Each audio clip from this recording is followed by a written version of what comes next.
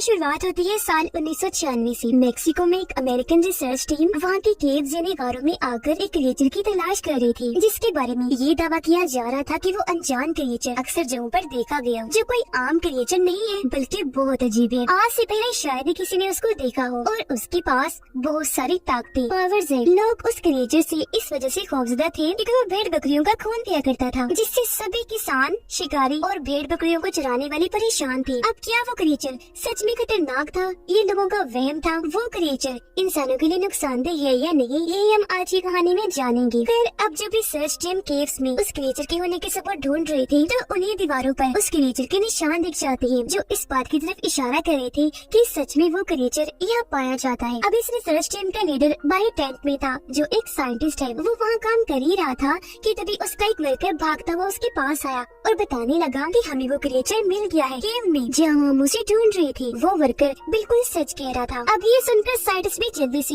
उस वर्कर के साथ उन केव्स में चला जाता है, जहाँ इनके सामने वो क्रिएचर था, जिसे स्पेनिश जुबान में चुपाकाब्रा कहा जाता है। वो साइज में काफी छोटा सा लग रहा था क्योंकि वो एक चुपाकाब्रा का बच्चा था। अब साइंटिस्ट धीरे धीरे डरते हुए उसके करीब जाने लगा। उसे यकीन नहीं आ रहा था कि मेरे इतने सालों की मेहनत रंग ले आई, आखिर ये क्रिएचर मिल ही गया। अब वो उसे मारना नहीं चाहता था, बल्कि इसे ढूंढना उसका मकसद था, जो वो अपने सीनियर्स और गवर्नमेंट के लिए कर रहा था, क्योंकि इस खोज में उन्होंने बहुत पैसा लगाया था और अब टाइम आ चुका था उन सबको हकीकत से रूबरू करवाने का, इस क्रिएचर को सबके सामने लाने का और बताने का कि इसके बारे में अफवाहें नहीं थी बल्कि सच में है। इस क्रिएचर के पीछे पड़ने का मकसद ये था क्योंकि सबको लगता था कि इसके पास जो पावर्स हैं, उससे किसी भी बीमारी को ठीक किया जा सकता है और किसी भी चोट और घाव को बआसानी भरा जा सकता है। इसके अंदर इतनी पावर्स हैं कि हम इसकी मदद से बहुत सी दवाइयाँ भी बना सकते हैं, क्योंकि ये काफी पुराने वक्त का क्रिएचर था। साइंटिस्ट उसे करीब जाकर हाथ लगाने की कोशिश करता है, पर क्योंकि वो छोटा सा बच्चा था तो उसे डर रहा था कि कहीं ये मुझे कोई नुकसान न पहुंचा दे। अब बगैर टाइम जाया किए ये चुपाकाबा के बच्चे को पिंजरे में बंद करने का फैसला करती है, लेकिन तभी केव में छुपी उसकी माँ इनके सामने आ जाती है। जब उसने देखा कि ये मेरे बच्चे को ले जाने वाली है, वो गुस्से से इन पर दहाड़ने लगी और फिर अचानक हमला कर देती है। वो साइज में काफी बड़ी थी, इसीलिए जोर से मारकर साइंटिस्ट को दूर गिरा देती है और जल्दी से अपने बच्चे को मुंह में उठाकर वहाँ से भागने लगी। वो इन केव से बाहर निकलने की कोशिश कर रही थी ताकि अपने बच्चे को बचा सके। तब साइंटिस्ट और उसकी रिसर्च टीम भी उसका पीछे करने लगी। साइंटिस्ट उस पर रेयर गन से लगातार शूट कर रहा था, इसमें से चिंगारियाँ निकल रही थी। एक छोटे चुपाकाब्रा को लगते जाता है, जिससे उसका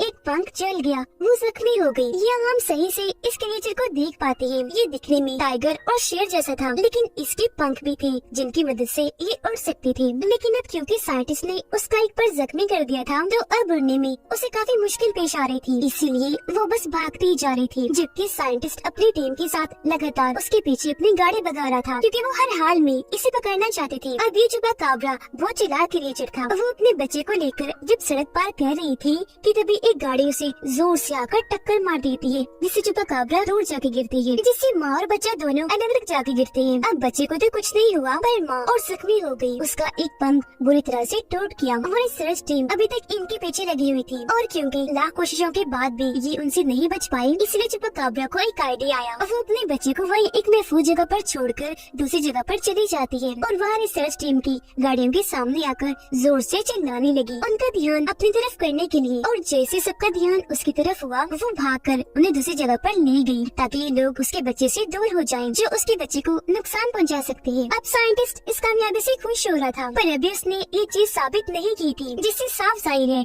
कि कोई भी उसकी बातों का ऐसे यकीन करने वाला नहीं था। उसके लिए इसे वो क्रिएचर चाहिए था, लेकिन उसे वहाँ कुछ नाखून और पर मिल जाते हैं, जिन्हें वो अपने पास रख लेता है।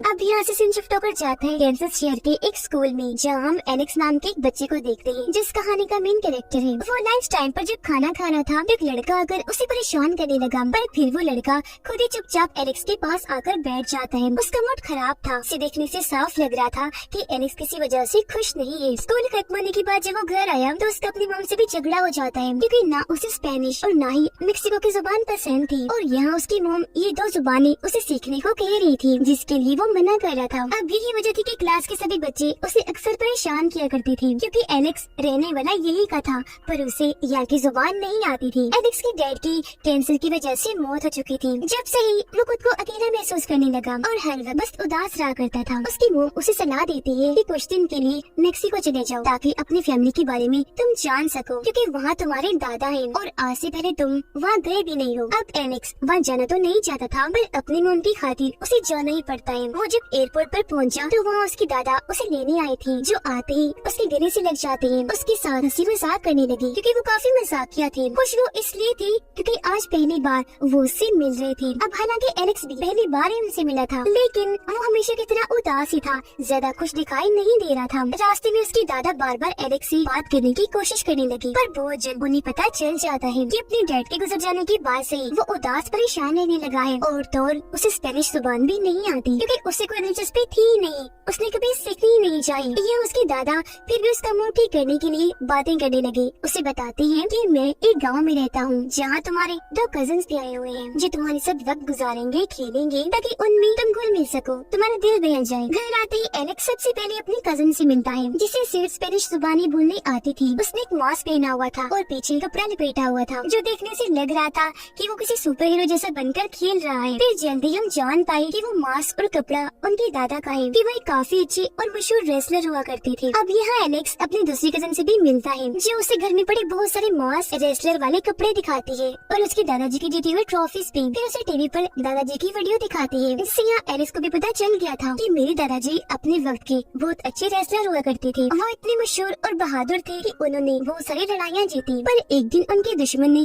जोर से उन्हें उठाकर रिंग से बाहर फेंक दिया, इन्हें जहाँ रेसलिंग होती है, जिससे वो फौरन बेहोश हो गयी। उन्हें फौरन हॉस्पिटल ले जाया गया, लेकिन उन्हें होश नहीं आई। जब डॉक्टर्स ने चेक किया तो पता चला कि वो तो 1 महीने के लिए कोमा में जा चुकी है। अब ऐसा होने से उनका रेसलिंग कैरियर तो खत्म हुआ ही, साथ दिमाग पर भी काफी गहरा असर हुआ, जो आज तक है वो अक्सर चीजों को भूल जाया करते हैं। ये जानकर एलेक्स को अपने दादाजी के लिए बहुत बुरा लगा। उसे उन पर तरस आ रहा था, इसलिए वो उनकी और ज्यादा इज्जत करने लगा। अब क्योंकि यहाँ एलेक्स की पहली रात थी, तो उसे नींद नहीं आती। बाहर उसे अजीब सा महसूस हुआ, तो उसने पर्दा हटाकर देखा, पर वहाँ सिर्फ बकरी खड़ी हुई थी। लेकिन तभी उसकी नजर अपने दादाजी पर गई, जो फार्म हाउस की तरफ जा रही थी। एलेक्स को गड़बड़ लगी, उसे शक हुआ कि दादाजी कुछ छुपा रही है, इसलिए वो भी इनके पीछे पीछे चला गया। बाहर खड़े होकर वो देखता है कि दादाजी अंदर जाकर बैठ गई है। हाथ में उन्होंने म्यूजिक बॉक्स पकड़ा हुआ है, जिसे बजाकर वो बार बार सामने की तरफ देख रही है, जो देखने से लग रहा था कि वहाँ से किसी के आने का इंतजार कर रही है। एलेक्स बाहर खड़ा ही था कि तभी उसे ऐसा महसूस हुआ जैसे झाड़ियों में कोई खतरनाक जानवर है, जो उसकी तरफ आ रहा है। इस वजह से वो डरते डरते पीछे हट गया, फिर जोर से चीख मारकर नीचे गिर जाता है। उसकी आवाज सुनकर दादाजी भी उसे चेक करने बाहर आई, और उसके दोनों कजिन्स की भी आँख खुल गई थी, तो चेक करने वो भी उसके पास आ जाते हैं। एलेक्स उन्हें बता देता है कि झाड़ियों में मैंने किसी खतरनाक जानवर को महसूस किया, उसे डर के ही मैंने चीख मारी, पर बजाय वहाँ से कोई खतरनाक जानवर बाहर निकलता, वहाँ से काले रंग का खरगोश बाहर आता है। इसे देखकर एलेक्स के दोनों कजिन्स उस पर हंसने लगते हैं,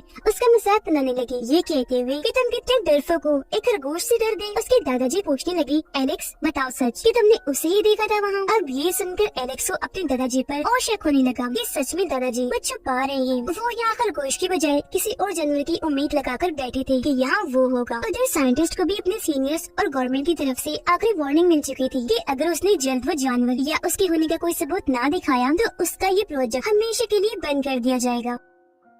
अगली सुबह जब एलेक्स की आँख खुलती है तो उसके साथ बिस्तर पर वही चुपाकाबरा क्रिएचर था, पर वो एलेक्स को नुकसान नहीं पहुंचा रहा था, बस आराम से उसकी चादर के ऊपर बैठा हुआ था। पर ऐसे अचानक उसे देखकर एलेक्स चौंक गया, और क्योंकि वो थोड़ा सा भयानक था तो एलेक्स काफी डर जाता है, एकदम से पीछे हट गया। उसके ऐसे करने से चुपा भी काफी डर गया, वो भी कूदकर पीछे हटने लगा। फिर भागने के लिए वो चीजों पर कूदता हुआ खिड़की से बाहर भाग गया। ऐसा होने से वहाँ काफी तोड़फोड़ मच गई, जो देखकर एलेक्स का कजिन वहाँ आ गया देखने की क्या हुआ। एलेक्स खिड़की से बाहर झांकता है, ये देखने के लिए कि आखिर वो छुपा क्रिएचर कहाँ भागा होगा, पर बाहर वो तो दिखाई नहीं देता, बल्कि वहाँ एलेक्स की कजिन बैठी थी। उसने हेडफोन्स लगाए हुए थे, तो थोड़ी देर पहले किया हुआ उसने कुछ भी नहीं सुना। एलेक्स सोचता है कि अगर मैंने इसे कुछ बताया तो ये दोबारा से मेरा मजाक बनाएगी, मुझ पर हंसेगी, तो वो बगैर कुछ बताए उसके पास आकर बैठ जाता है, क्योंकि उसे बहुत बुरा लगना था अगर कोई उसे पागल कह देता। यहाँ उसकी कजिन कहती है कि दादाजी गायब है, हमें उन्हें ढूंढना चाहिए, इसलिए अभी तीनों बच्चे बाजार जाते हैं उन्हें ढूंढने। ढूंढी, पर काफी ढूंढने के बाद भी दादाजी यहाँ नहीं मिलते।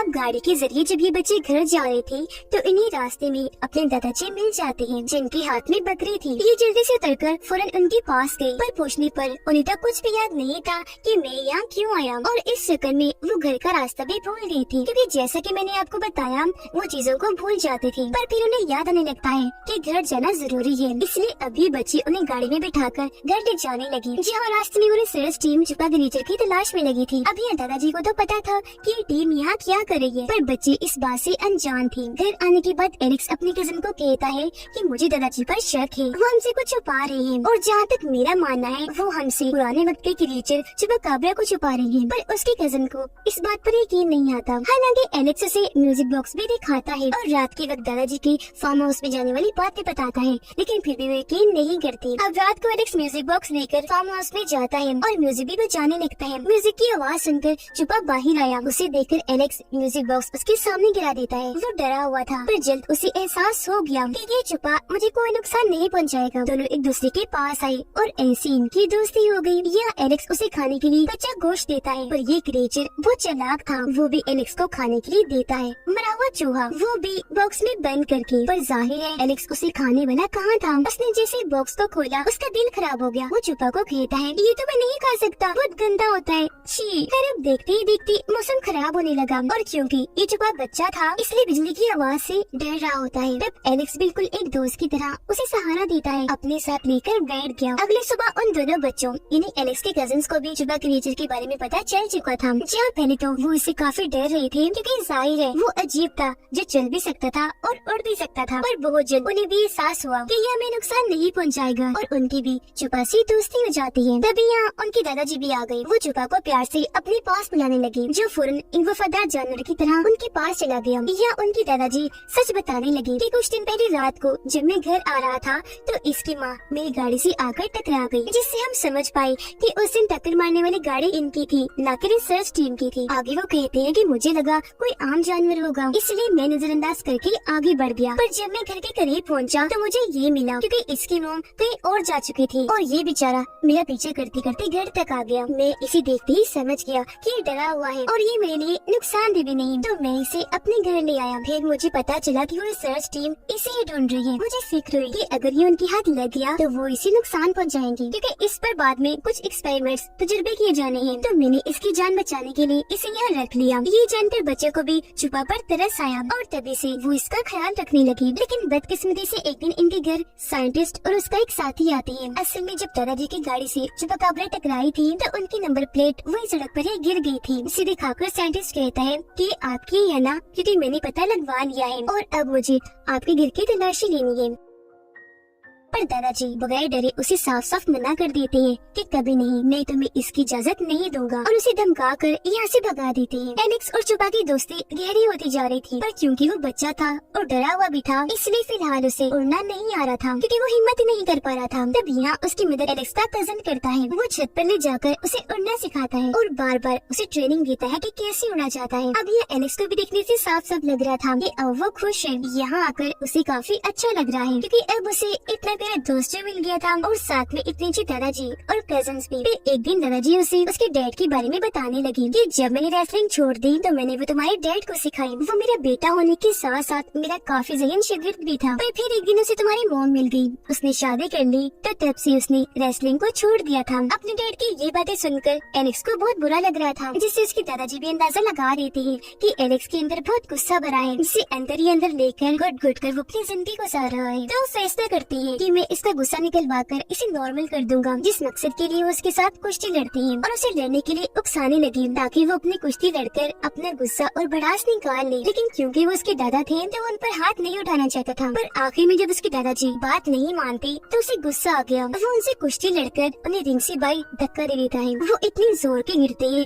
कि फौरन ही बेहोश हो गई। ये देखकर तीनों बच्चे काफी परेशान हो गए और वहाँ फौरन डॉक्टर को बुलाया जाता है, जो दादाजी को चेक करके बताते हैं कि कुछ दिन के लिए इनकी याददाश्त जा चुकी है, इन्हें मुकम्मल आराम करना है। उसी दिन साइंटिस्ट इनके घर दोबारा आ गया। वो जैसे फार्म हाउस में गया वहाँ छुपा को देख लेता है, उसे गन से मारकर बेहोश कर देता है और गोद में उठाकर अपने साथ ले जाने लगा। हालांकि बच्चे उसे रोक रहे थे, छुपा को बचाने की कोशिश करते हैं, पर क्योंकि वो बच्चे थे तो साइंटिस्ट उन्हें भी गन दिखाकर छुपा को वहाँ से ले जाता है। इससे वो तीनों बच्चे काफी दुखी हो जाते हैं। अब एलेक्स जल्दी से भागकर अपने दादाजी के पास आया जब वो सो रहे थे। उन्हें जगाकर कहता है कि आपको छुपा को बचाना होगा। उसके दादाजी की क्योंकि याददाश्त जा चुकी थी, इसलिए पूछते हैं कि कौन छुपा और तुम कौन हो। अब इससे एलेक्स अपना दिमाग लगाता है, उसे आइडिया आया। वो अपने दादा को कहता है कि घर में आपका वो दुश्मन घुस आया है जिसने रिंग से आपको बाहर गिरा दिया था। ये सुनकर उसके दादा को बहुत गुस्सा चढ़ गया। वो जल्दी से अपना मास्क कैप पहनती है और पिछला कपड़ा लटकाकर बाहर आ गई और साइंटिस्ट से लड़ने के लिए बिल्कुल तैयार हो गई। आते ही उसे जोरदार टांग मारती है, जिससे वो काफी दूर जाके गिरता है। फिर वो अपनी ताकत का इस्तेमाल करके उसे आसानी से हरा देती है क्योंकि वो एक पहलवान थी। ऐसा करने के बाद ये सब बाहर आए और साइंटिस्ट की गाड़ी में बैठकर यहाँ से भाग जाते हैं क्योंकि गाड़ी में उसने पहले ही छुपा को रख दिया था। ये देखकर साइंटिस्ट जल्दी से अपनी टीम को इस बारे में खबर करता है। वो लोग गाड़ी में बैठकर काफी खुश हो रहे थे क्योंकि अब वो छुपा को उसके घर छोड़कर आने वाले थे जहाँ उसकी पूरी फैमिली होगी। एलेक्स अपने दादा से पूछता है कि आपने इसकी मोम को किस तरह जाते हुए देखा था, क्योंकि उसकी मोम जहाँ गई होगी वहाँ इसका घर होगा, तो हम इसे भी वही ले जाएंगे। पर जाहिर सी बात है, हमेशा की तरह उसके दादाजी ये बात भी भूल गए थे। ये लोग छुपा को प्यार करने लगे। फिर जैसे गाड़ी से उतरते हैं छुपा खुद ही दूर भागने लगता है। इसे देख ये लोग भी उसके पीछे पीछे भागने लगे क्योंकि ये समझ गए थे कि छुपा अपने घर का रास्ता जानता है और उसी तरफ भाग रहा है। छुपा के बिल्कुल पीछे एलेक्स था। ये दोनों भागते भागते एक गहरी खाई के पास आ जाते हैं जिसके ऊपर लोहे का मोटा सा पाइप लगाया गया था। अब क्योंकि छुपा उड़ने से डरता था इसलिए वो उड़ के आगे नहीं जाता बल्कि पाइप के जरिए आगे बढ़ने लगा। तब वो उसे जाता हुआ देखकर बाय बाय करने लगता है। अब पीछे जब एलेक्स खड़ा था तो तभी वहाँ टाइगर आ जाता है जो एलेक्स पर हमला करने के लिए आगे बढ़ रहा था। इससे वो काफी डर गया और पाइप के ऊपर चढ़ना शुरू कर देता है। तभी यहाँ उसके दादाजी भी आ गए और चूंकि काफी बहादुर थे इसलिए टाइगर से लड़ने लगे। जैसे तैसे उसे वहाँ से भगा देते हैं, लेकिन जब एलेक्स वापस आने लगा तो पाइप टूट जाता है। इससे वो नीचे गिरने ही वाला था कि छोटी पाइप को पकड़ लेता है। अपने दोस्त को मुसीबत में देखकर छुपा वापस आया। एलेक्स को बचाने के लिए पाइप पर चढ़ने लगा, लेकिन वो पाइप भी टूट जाता है। पर खुशकिस्मती से छुपा ने अब उड़ना सीख लिया था, इसलिए अपने दोस्त की मदद वो ऐसे करता है कि एलेक्स उसकी दुम पकड़ लेता है। तब छुपा उसे उड़ाकर बाहर ले आता है और ऐसे एलेक्स की जान बचा लेता है। वो लोग एक दूसरे से मिलकर बहुत खुश हो जाते हैं। हंसी खुशी एक साथ खड़े ही थे कि तब यहाँ साइंटिस्ट आ जाता है। वो छुपा को तीर मारकर उसे बेहोश कर देता है और बाकी सबको धमकाता है कि छोड़ो उसे, पीछे हट जाओ। इस बार दादाजी और बच्चे मजबूर थे, इसलिए ना चाहते हुए भी पीछे हट ही जाते हैं। साइंटिस्ट उन्हें तीर दिखाकर बेहोश छुपा को उठाता है और अपनी गाड़ी में लाकर रख देता है। अब जैसे वहाँ से जाने लगा, छोटे छुपा को बचाने के लिए वहाँ पूरी छुपा फैमिली आ जाती है जो सारे ही उसकी गाड़ी पर एक साथ हमला कर देती है। गुस्से से उस पर धारने लगे। ना गुस्सा आया कि अपने नाखूनों और पंजों से वो उसकी गाड़ी को तबाह करने लगे। ये देखकर दादाजी और बच्चे काफी खुश हो जाते हैं कि अब छुपा बच्चे की जान बच जाएगी। पर साइंटिस्ट चालाक था, वो छोटे छुपा को गोद में लेकर बाहर आ गया और बड़े छुपा काफिस को हथियार दिखाकर डराने लगा। छोटे छुपा को होश आ गई थी। पीछे से दादाजी आकर साइंटिस्ट को पकड़ लेते हैं, उसकी बाजू को मोड़कर छुपा को छुड़वा लेते हैं। आखिर में फिर रेसलिंग की एक ट्रिक से वो उसे उठाकर जमीन पर पटक देते हैं, जिससे साइंटिस्ट वहीं ढेर हो जाता है। छोटा छुपा अपनी फैमिली के पास आकर बहुत खुश हो जाता है। अब एलेक्स और छुपा बहुत अच्छे दोस्त थे तो एक दूसरे को प्यार से आखिरी अलविदा कहते हैं, जिसके बाद अपने अपने घर जाने के लिए वहाँ से निकल जाते हैं। अब एलेक्स अपने कजिन के साथ काफी खुश था और अब कुछ दिन के बाद उसने अपने घर जाना था। उसने यहाँ बहुत अच्छा वक्त गुजारा। जहाँ पहले वो उदास रहा करता था, अपनी फैमिली को पसंद नहीं करता था, लेकिन अब फैमिली को जानने के बाद, उनके साथ इतना अच्छा वक्त गुजारने के बाद वो उन्हें बहुत याद करेगा। उसके दादाजी भी खुश थे क्योंकि वो जैसे एलेक्स को सिखाना चाहते थे वो सीख गया। यहाँ दोनों एक दूसरे को अलविदा कहते हैं, गले से मिलते हैं, जिसके बाद एलेक्स लेन में आकर बैठ जाता है और हंसी खुशी अपने घर वापस लौट आया था। पर जब एलेक्स ने बाहर देखा तो वहाँ छुपा हवा में उड़ रहा था, काफी खुश था। उसे उड़ने में बहुत मजा आ रहा था। उसे देखकर एलेक्स हैरान तो था, साथ में खुश भी, क्योंकि अब वो हमेशा आजाद जिंदगी गुजारेगा। यह छुपा ने अपनी दोस्ती का हक अदा किया। वो एलेक्स को अपनी झलक दिखाने आया था, जिससे दोनों दोस्ती बहुत खुश थे, क्योंकि दोस्ती चाहे जानवर की हो या इंसान की, अगर कोई निभाने वाला हो तो आप उसके साथ हमेशा खुशी महसूस करते हैं। इसी के साथ इस मूवी की कहानी यहीं पर खत्म हो जाती है।